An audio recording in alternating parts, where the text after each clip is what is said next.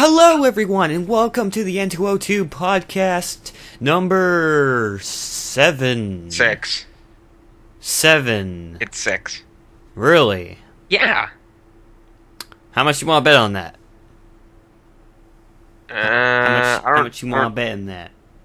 bet 2 train simulators. Oh, so that's like a value of, gosh. Nothing. Virtually nothing. Really? Because Train Simulator is a very expensive franchise. Not the franchise. Jesus. I meant net worth. I don't know. Seems like a lot of people like their trains. Whenever you hear the word train simulator or any type of simulator, you always picture that old guy or whatever who's playing it on like this huge behemoth computer of his. Yeah, with a joystick. Who uses Oh, joysticks anymore? Joystick. People at arcades. No, true. But really at home, well, my family owns a joystick. We don't use it, but we own one. Wait, usually think the joysticks come with something else. It's just a joystick. It's just a standalone joystick. Just a standalone joystick. We got it for a flight simulator. Oh god. Really old one. But, my cat is snuggling in my house coat. Newsflash. That's good. Mm-hmm. Yep, it's the 6th one. 6th. I Okay. just double checked. Been checking I'm on our channel right now. Okay. Yeah, we're on the 6th right now. Okay, then. Right now. Disregard what I said before. Welcome to Laughcast number 6. I'm Gage. And I'm Will. Yeah. You know who we are if you've been watching our Laughcasts. New Year's Eve's coming up. Mm-hmm, yeah. Guess what's gonna happen? It's gonna turn the big 013. The big 013? You mean 13? No, the big 013. That sounds cooler. The big 013. Yeah, but that sounds cooler with double digits. Like, oh, you're turning the big 10, or like the big, 15, Zack Attack or whatever. Zack Sport Champ. I don't know. Zack Attack. Zack Attack. But anyway, what is going to happen? It's gonna. Yeah, you're right. It's gonna turn the 13, the big 13. Mm-hmm. That's about it. Yeah. It'll be like, welcome to the year 2013. That sounds cool. Just 2013 sounds cooler than 2012. 2012, you hear it, you're like, oh, 2012, it's another year. But then 2013, that sounds like it's the future or something, Yeah. Like 2013, the nation. It sounds like a date that was used in like some military game from 2000. And like welcome to the year 2013. Russian ultranationalists have taken over the world. And America is controlled by corporate bankers. Yeah. Nations are no longer individuals. They are now a whole group of corporations. And it's like, what? Oh no, we're gonna turn out to be right, and then the CIA is gonna bust down our doors, and they're gonna be like, "You knew about this." The government has held a contest of convicts fighting each other for America's entertainment. Canada has convict lumberjacks cutting down telephone poles. Oh gosh. Imagine if that turns out to be true. Harold the urban lumberjack. I'll cut down that telephone pole, you bastard. Harold isn't really an intimidating name. Harold makes me think of a man who wears a sweater and reads the newspaper with his glasses. Brown loafers sort of wagging back and forth as he's like... No. Harold is like this old, battle-ready, guy, He's seen the shit during the lumberjack deal. Harold was the name of the father from George Shrinks. Okay, fine, it's Harold's later years. No, his before became a dad. Like his prologue. He's got, scars all over him that he hides now with his goatee. He's cut down telephone poles, but he never took up cutting down telephone poles. He only, cut down trees. Harold's probably suffering from shell shock. That's why he's so messed up. Oh, and his... That's why he thinks he's living in, the 1950s when the year is actually, 2000. Yeah. His family was kidnapped by pine trees, so he went on a rampage, a Kevin Bacon revenge spree, and he cut down a bunch of telephone poles. And George Shrinks doesn't actually exist. Yeah.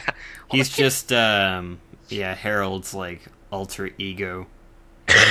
His alter ego. That's really tiny. Wait, what would bring out his alter ego? The smooth jazz. And the sound of shells exploding. Whoop! Oh. Like one day he was just making popcorn and it's just like bang, bang, bang, bang! And he snapped.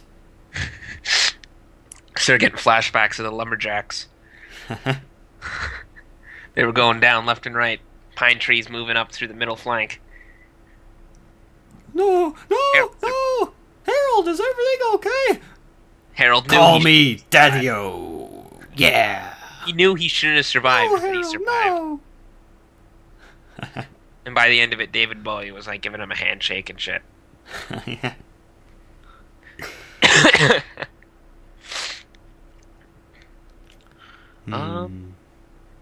Anything new in the news? Anything new in the good old Yahoo news? No. The Yahoo Times? Let's take a look. No depressing crap. Simon Cowell dating bombshell actress. Bombshell actress. He's dating a bombshell. Well, okay, let's talk about that. Apparently, Simon Cowell is dating a bombshell. And we all know that's gonna go up in smoke. Oh god, that was terrible. Oh, he's got such a funny chin. Simon Cowell. He's got like a Peter Griffin chin. He's got a Cowell chin. Okay, so that means Peter Griffin has a Cowell chin, because I guess... Yeah, I'm gonna assume that Simon Cowell came first. Oh, well, hopefully. What came first, Cowell or the Griffin? The Griffin. Basically. Yeah, if you're talking about, like, old legends and stuff like that. It's like people did chicken and the egg. Obviously the chicken came first. It's evolution. Christ. It's like monkeys. They eventually, just little bits by little bits became like, Neanderthals and crap like that. Whatever. Homo erectus, whatever. I don't know much about evolution, but... Well, I know enough. Well. Mm-hmm. Oh, that's where I'm stopping. Yeah, because we might have people in the audience who think that, I don't know, humans, like, were spawned in, like, a video game. Human race respawning. Boop, I know Tommy Lee Jones was spawned like that. He was always old. Have you ever seen a single movie where Tommy Lee Jones is young? Because in every single one, he's old. Like, he just phased in old. Tommy Lee Jones. That's not how he sounds. Because I don't know who Tommy Lee Jones is. He was in The Fugitive, remember? I never saw The Fugitive. Oh, what? Audience, Harrison Ford. I don't watch movies. I don't watch movies that much. I'm not a movie person. Will was a POW for the early years of his life. So, yeah, he doesn't know much about that. Yeah, my name was Mr. Lawrence, but I had it changed. Mm-hmm. And there's a great song by Ryuichi Sakamoto. Yeah, and it's dedicated to me, which is... That's kind of nice. Mm-hmm. I was there. I wasn't involved, I was just watching. They buried Will neck deep in sand. Let's see what's on the CBC News. CBC News. Obviously news. Boring as expected. The news is always boring. The only Santa's busy life. I see skiing Santa. That's kind of cool. Well, that's safe. Oh man, Steam's got more sales. What? I don't understand. SimCity 4. Oh yes, the Steam sales. If you don't know about those, get on Steam because these sales are amazing. Yeah, they got like Limbo, Mm-hmm. DRSer, Shogun 2, which I'm a big fan of. I love RTS games. Will doesn't. Because the guy just like goes in and goes bam bam. Yeah, Will's like... I don't plan, I improvise. That wears a turtleneck and you're like, come on, Ted, try this out. He's like, no, I don't want to. I don't want to try this out. No, it's just I'm not good They at had to bring him RTSs. along I'm not because wired that way. he's like their cousin. Hey, They had to bring hey, him hey, along. He's hey. like their cousin. It's like, oh, do we have to bring Ted along? He's like, yes, you have to bring Ted along. It's your cousin. I'm exciting. I'm just like, bam, bam, bam, bam. Come And on. you're just like, no, plan. I don't wanna. Me? No. I'm like, plan. Yeah. Well, that is true in some sense. Yeah, Ace of Spades is a complete ripoff of Minecraft. Yeah, it's just like Minecraft with, I don't know, some sort of mod installed Like that would Team allow Fortress that. 2 and Minecraft were shoved together. Yeah, and I'm sure you could find a Minecraft mod that's basically Ace of Spades. Exactly. Think original, people. I know. Please, just try for once. Yeah, you don't need to rip off other people's shit. Or if you are gonna do that, do a better job. Yeah, do Because it right. most ripoffs I see are they don't really I don't know. They don't. Yeah, they're not good. Basically. Bottom line, they're not good. Bottom line. Whoop! Oh. Carl Sagan's badass.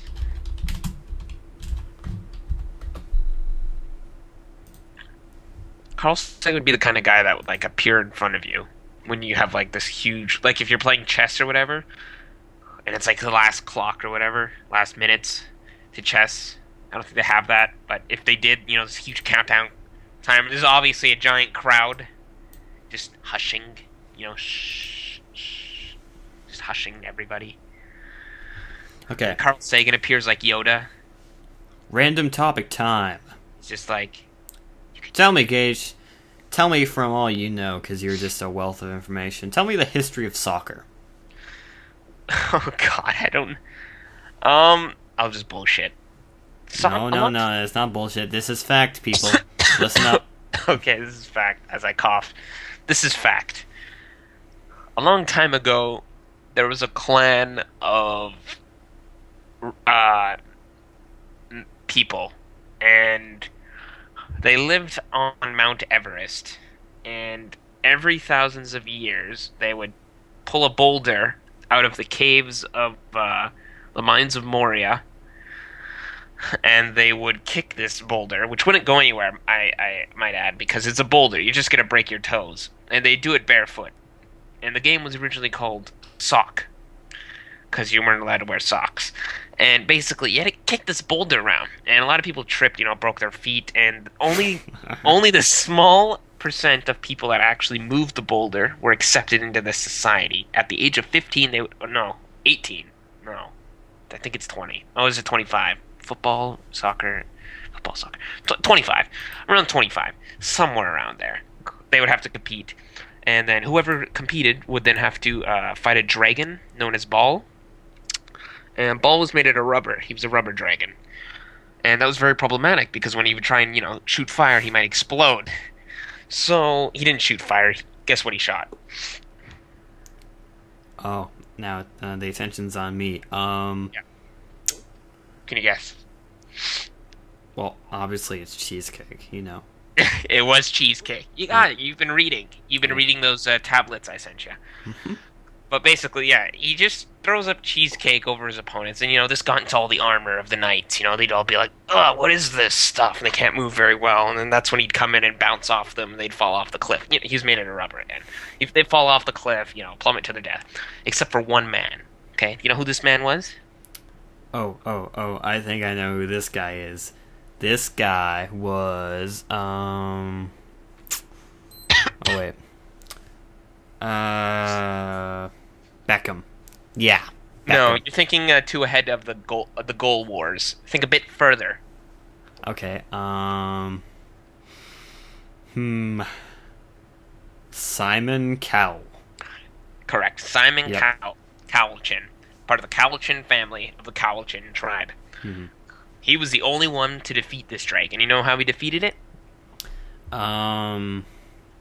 He just exposed his chin. Yes. The moon, at a certain time, shot light into Cowell's chin. His chin again.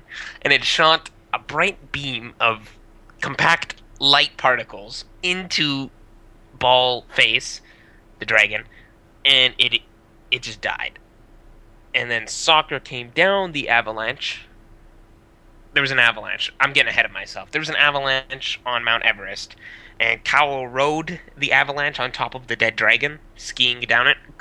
And when he reached the bottom, there was a tribe of British people drinking a bunch of tea, and right near Tea River. You know where that is? That's next to England. Tea River next to England. Next to the what is it? Rohan? Rohan, yeah. Yep. And basically, yeah, you're British. You know what it is. Okay. Basically, he wrote down this, huge avalanche, and he's like, "I bring you soccer," and his chin shot light and materialized a soccer ball on the field, and grass grew that day. Grass grew that day, Will, and that's how soccer came to be. And the rest was history. Exactly. The rest was geography. You got it.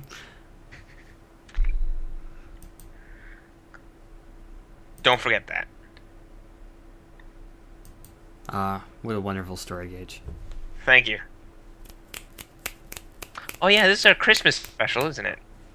Oh yeah, we should maybe mention something about Christmas. Let's get into the facts of Christmas.